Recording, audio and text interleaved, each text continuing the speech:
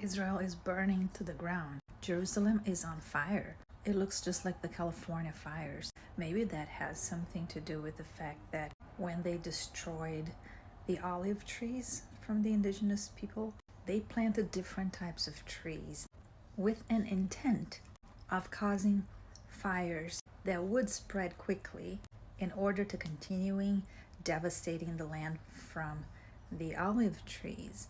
And some of those trees are still there. And it's also an act of God as defined by insurance policies. And I looked at videos that people were taking from their cars, settlers, in panic, trying to flee. Strange times for them, man. I personally don't want to see Jerusalem burn, but it gets under my skin when I see posts saying, Jerusalem, Israel is on fire. It's Jerusalem, Palestine, Padawan.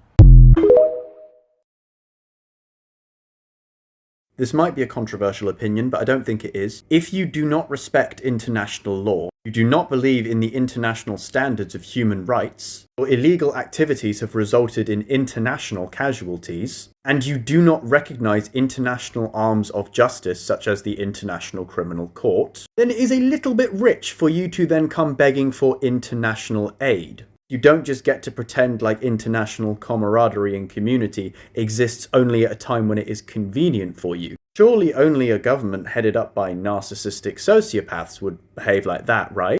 Right?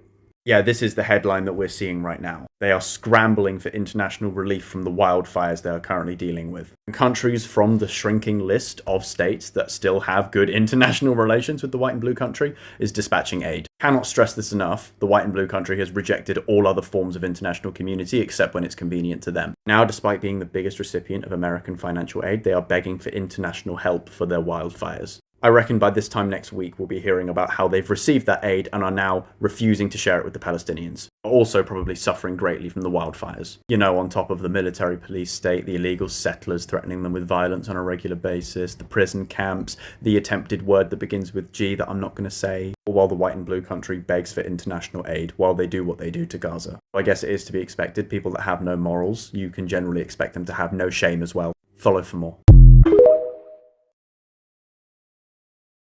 Good afternoon, everybody. Nature is Hamas. So apparently the breaking news is that fires have broken out all over the Israeli regime, and they are calling on the international community to step in and help. Oh, now you want the international community to step in. Oh, very convenient how you pick and choose when to acknowledge the international community and when not to. Apparently, they've declared a state of emergency. The fires are raging everywhere, and they are concerned that the fire is going to reach the Jerusalem where their capital was moved. And my question is, has anybody checked in with God?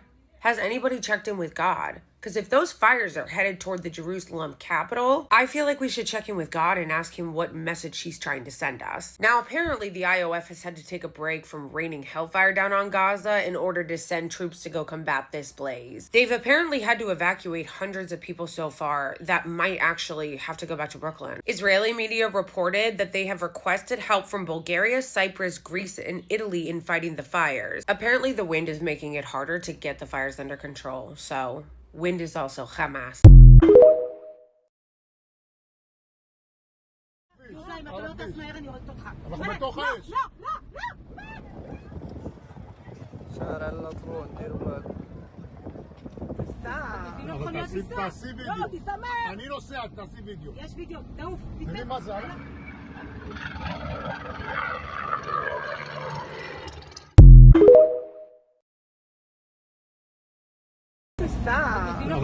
תעשי וידאו. לא, תסמך. אני נוסע, תעשי וידאו. יש וידאו, תעוף. תראי מה זה, על הכביש. ירושלים, אתה לא טס מהר, אני הורגת אותך. אנחנו בתוך האש. לא, לא.